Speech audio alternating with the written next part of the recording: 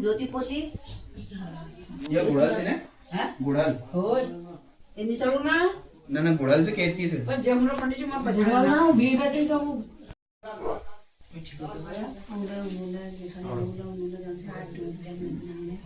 अब हो ना कि ना मुझे हलना भी नहीं ये इधर वो भेंट कर रहा है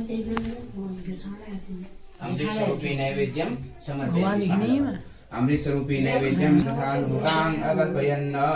लोकांग अकल्पयन् ऐसे करो ओम प्राणाय स्वाहा अपानाय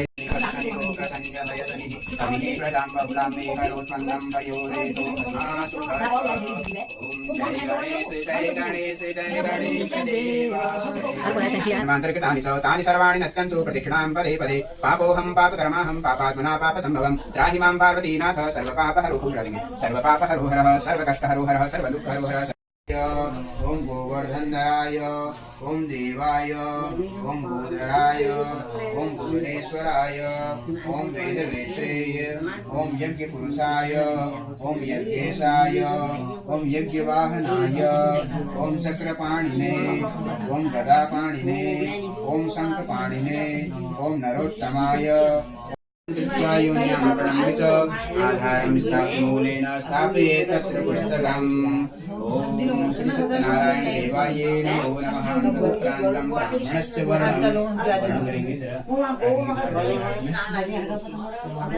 भूमि देवालयनवादितं प्रतिगृह्यतां फूलकेन्द्रशर्मे नमो ब्रह्मजगत्ताय कृष्णाय गोविन्दाय नमो नमः अर्चनैः सर्वः परिपूर्णमस्तु परिपूर्णमस्तु जय श्री सूत जी महाराज की जय श्री नारद जी महाराज की जय सभी सौनकादि ऋषियों की जय ओम शांताकारं भुजगशयनं पद्मनाभं सुरेशं विश्वाधारं गगनसदृशं मेघवर्णं शुभांगं लक्ष्मीकान्तं कमलनयनं योगिविज्ञानगम्यं वन्दे विष्णु भवभयहरं सर्वलोकैकनाथकम्। बोले श्री सत्यनारायण भगवान की जय। तो भगवान की जब हम स्तुति कर रहे थे, अभी स्तुति में हमें क्या मंत्र में कह रहे हैं कि शांताकारं भुजगशयनं पद्मनाभं सुरेशं। तो भगवान जो विष्णु जी कंथे के नारद जी थे के नारद जी जब यह मृत्यु लोक में आई तो इतनी हमारे का प्रारंभ है। बोले श्री व्यास जी महाराज की जय, श्री सूत जी महाराज की जय, श्री सत्यनारायण भगवान की जय। तो कह रहे हैं एक समय नैमिषारण्य तीर्थ में सौनकादि सभी ऋषियों तथा मुनियों ने पुराण शास्त्र के वेदता श्री सूत जी महाराज से पूछा। कह रहे हैं पुराण शास्त्र के वेदता कौन?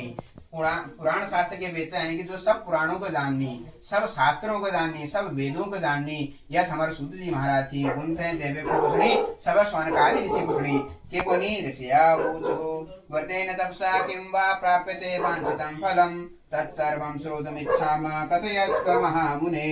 तो सभी ऋषि कहते हैं महामुने किस व्रत अथवा तपस्या से मनोवांछित फल प्राप्त होता है उसे हम सब सुनना चाहते हैं, आप कहें। तो आगे कहते हैं श्री सूत जी महाराज नारदेनैव संपृष्टो भगवान कमलापतिः सुरर्षये यथेवाह चिच्छृणुष्वध्वं समाहिताः एकदा नारदो योगी परानुग्रह कांक्षया पर्यटन विविधान लोकान् मर्त्यलोकान् उपागतः ततो दृष्ट्वा जनान् सर्वान् नाना क्लेश समन्वितान् नाना योनि समुत्पन्नान् क्लेशयमानान् सर्वकर्मभिः केनोपायेन चैतेषां दुःखनाशो भवेत् ध्रुवम् इति संचित्य मनसा विष्णुलोकं गतस्तदा। तो श्री सूत जी महाराज कहते हैं इसी प्रकार देवर्षि नारद जी के द्वारा भी पूछे जाने पर भगवान कमलापति ने उनसे जैसा कहा था उसे कह रहा हूँ। कोणाम तात्पर्य से कि जब नारद जी जब भगवान विष्णु पास गई तो उन्होंने जस पूछो बस सूत जी महाराज का उनका बतूणी कोणी सौनकादि जो ऋषि थी उनका बतूणी सेम जो बात तो कह रहे हैं आप लोग सावधान होकर के सुने। एक समय योगी नारद जी लोगों के कल्याण की है उसे आपको बताता हूँ, सुने। स्वर्ग और मृत्यु लोक में जो दुर्लभ भगवान सत्यनारायण का एक महान पुण्यप्रद व्रत है, आपके स्नेह के कारण इस समय मैं उसे कह रहा हूँ। अच्छे प्रकार विधि विधान से भगवान सत्यनारायण का व्रत करके मनुष्य शीघ्र ही सुख प्राप्त कर परलोक में क्या कर लेता है, मोक्ष को प्राप्त कर लेता है।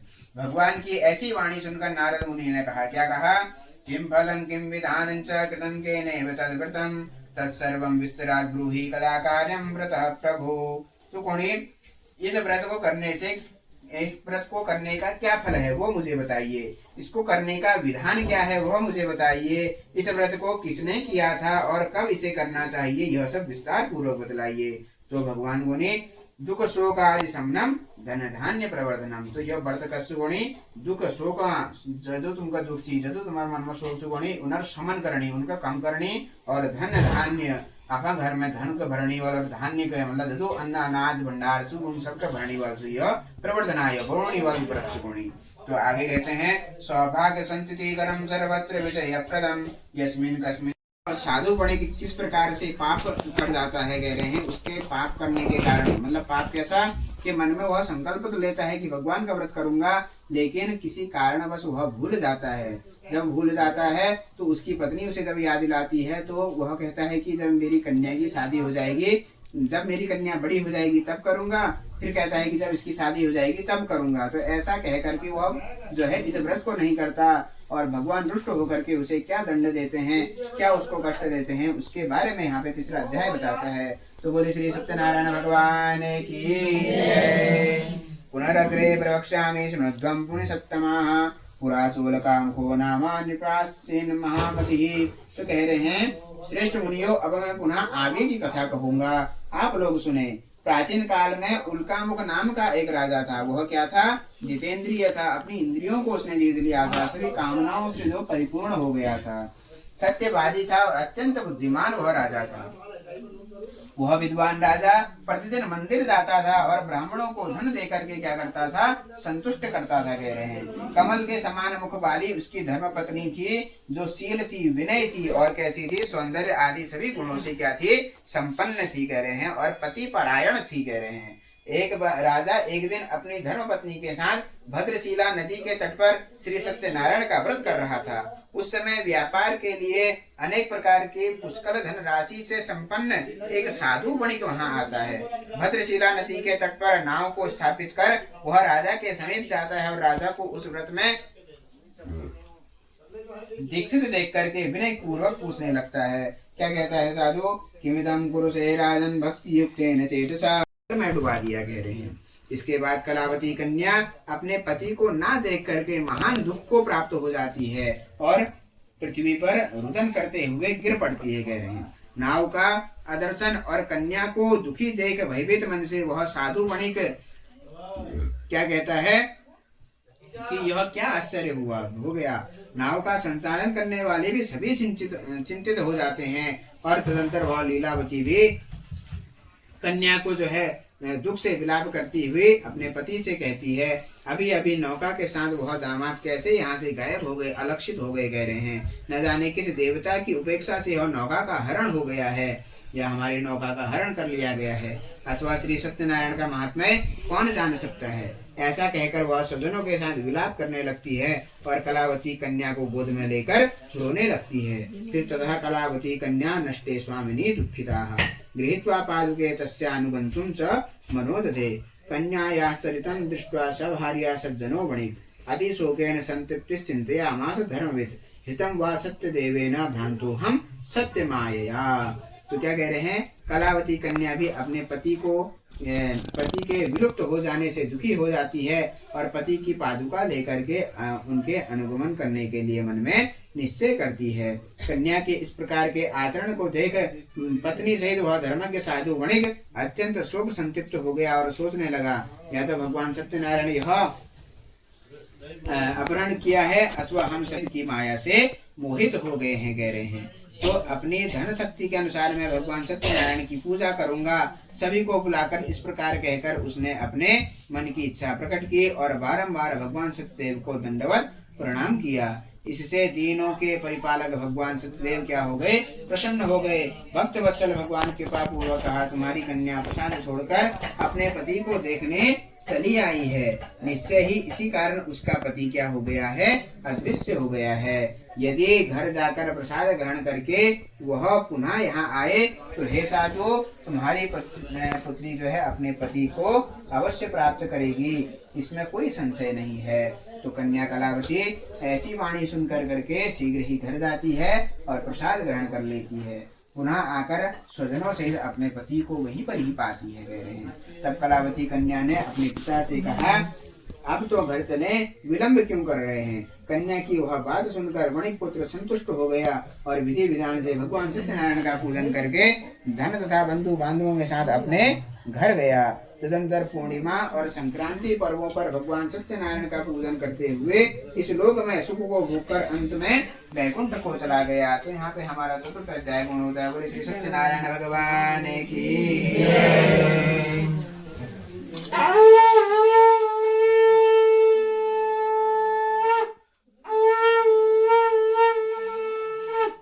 कहूंगा आप लोग सुने।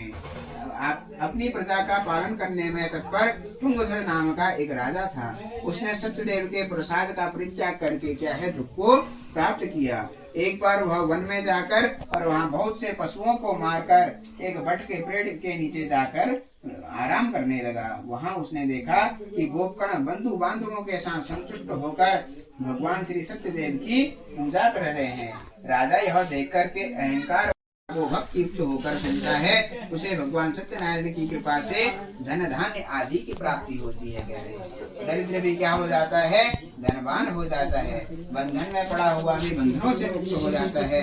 डरा हुआ व्यक्ति भी डर से मुक्त हो जाता है। इनकी रंगनाथ की पूजा करके अंत में वैकुंठ को प्राप्त होते हैं।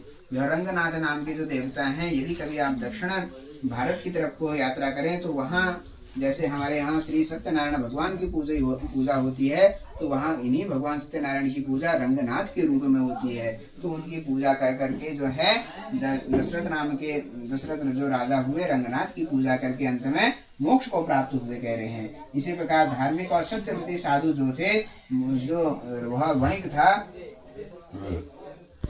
वह मोरध्वज नाम का राजा अगले जन्म में बनता है और भगवान विष्णु की जो है भक्ति करते हुए अंत में मोक्ष को प्राप्त करता है। और जो महाराज तुंगध्वज थे, वह अंत में स्वयं भुव नाम के मनु हुए, कह रहे हैं, और भगवत संबंधी संपूर्ण कार्यों का अनुष्ठान करके वैकुंठ लोक को प्राप्त हो जाते हैं। और जो गोपगण थे, वे ब्रजमंडल में जो है गोपी और इत्यादि बनते हैं और राक्षसों का संहार करके अंत में भगवान के शाश्वत धाम पर लोक को गमन करते हैं। तो यहाँ पे हमारा जो है पंचम अध्याय पूर्ण होता है। सभी मेरे साथ बोलेंगे श्री सत्यनारायण भगवान की जय, श्री सूत जी महाराज की जय, श्री नारद जी महाराज की जय, सभी शौनकादि ऋषियों की। उपाय है जिसको करने से व्यक्ति क्या है, अपने मन की सभी इच्छाओं को पूर्ण कर लेता है। कैसे पूर्ण करेगा, तो कह रहे हैं कि मन में जो भी उसकी इच्छा हो, उस इच्छा को प्रधान करते हुए, उस मन की इच्छा को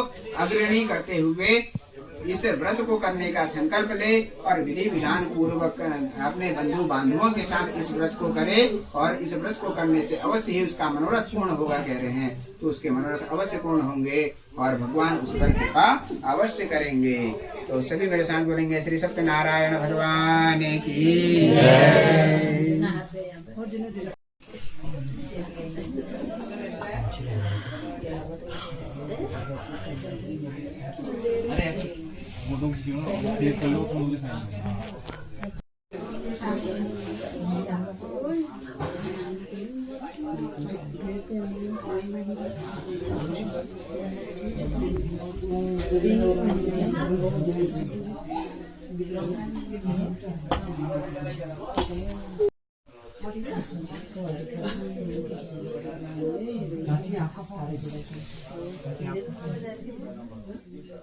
सीधे पल बाकी मिलेंगे।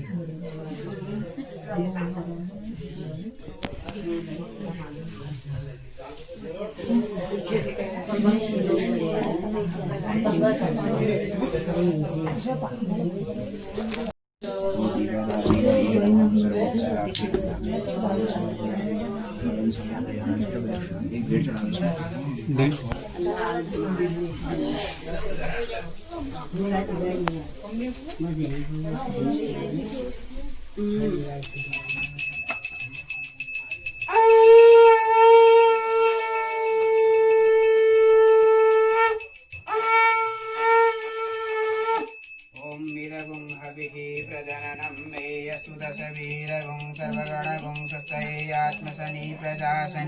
पशुशनि लोकसन्य भयशनिः अग्निः प्रजां बहुलां मे करोत्पन्नं पयोरेतो अश्मासु दत्त चन्द्रमा मनसो जातचक्षोः सूर्यो अजायत श्रोत्रान्द्वायुश्च प्राणश्च मुखादनीरजाय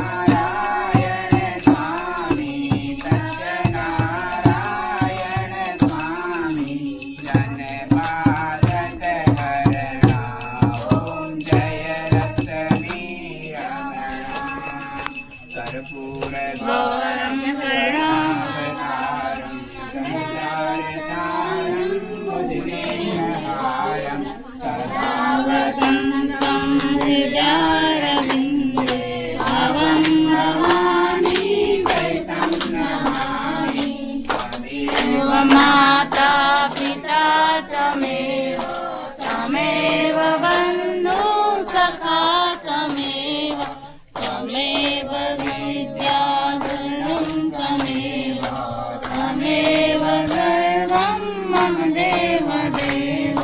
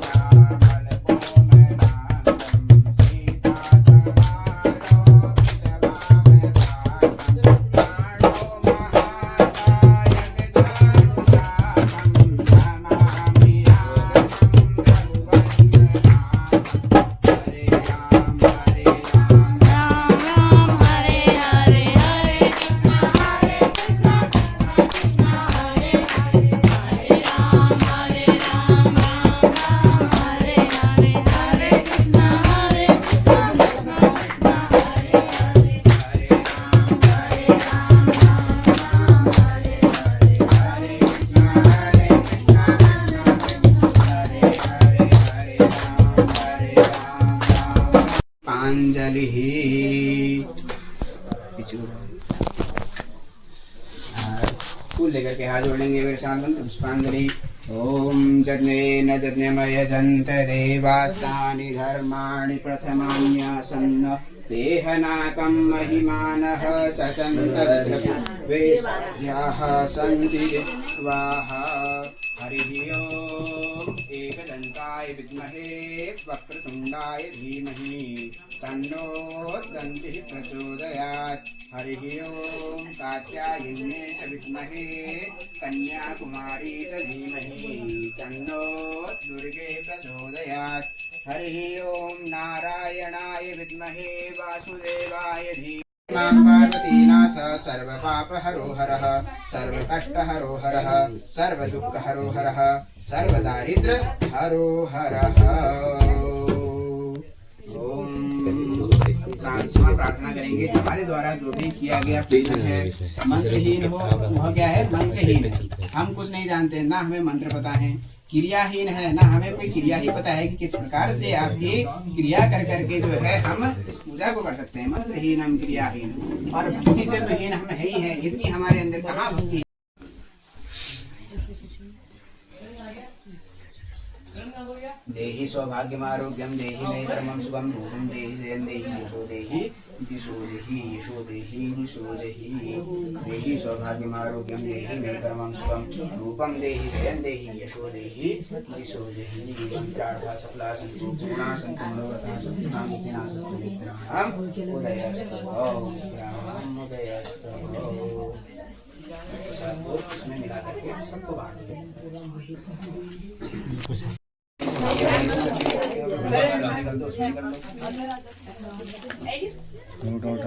ना यार 8 घंटे का सफर ये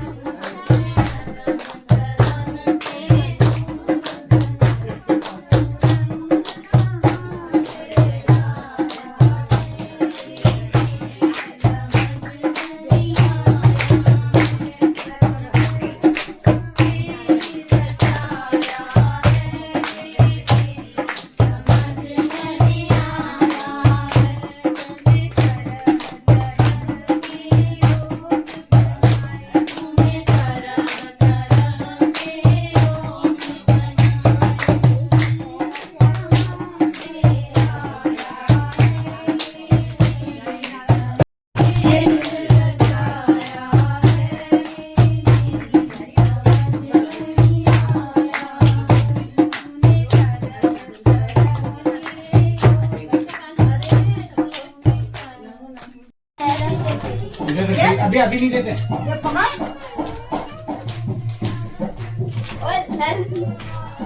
ले पैसे जा रही है, ये पैसे जा रही चाहिए बहुत कोई बात नहीं ताई, रहने दिया। देख थोड़ा सा लगाना उसमें। वो लगा लगा सर सर लगा तो उठा लो। बोलू तू क्यों नहीं बैठ रहे हैं?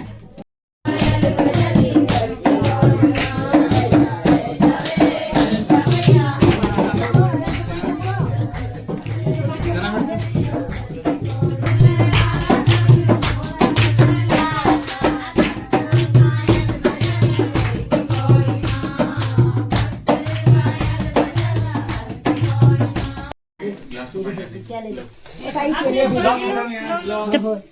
पकड़ हाथ कर वो